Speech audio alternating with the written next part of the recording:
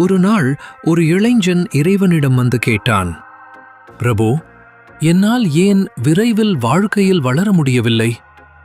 எனது திறமையும் முயற்சியும் பலன் கொடுக்கவில்லையே, ஏன் என்றான். இறைவன் மெதுவான புன்னகையுடன் அவனுக்கு 3 விதைகள் கொடுத்தார்.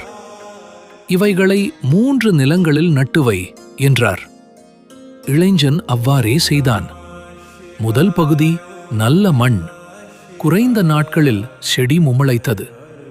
2ஆம் பகுதி கற்களால் நிரம்பிய மண். செடி மெதுவாகவே வளர்ந்தது. 3ஆம் பகுதி நிழலில்லாத வெயில் மண். செடி வளரவே இல்லை. அவன் திரும்பி இறைவனிடம் வந்து, எல்லா விதைகளும் ஒரே மாதிரி விதைகள்தானே பிரபு, ஏன் இப்படி வளர்ச்சியில் வேறுபாடு என்று கேட்டான்.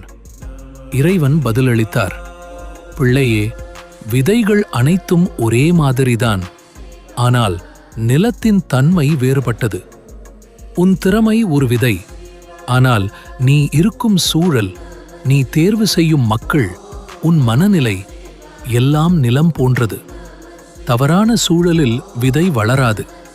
அதனால் வளர்ச்சி வேண்டுமானால் முதலில் சரியான சூழலை தேர்வு செய் என்றார். ஆம், உங்கள் வாழ்க்கையின் முன்னேற்றத்திற்கு திறமை மட்டும் போதாது.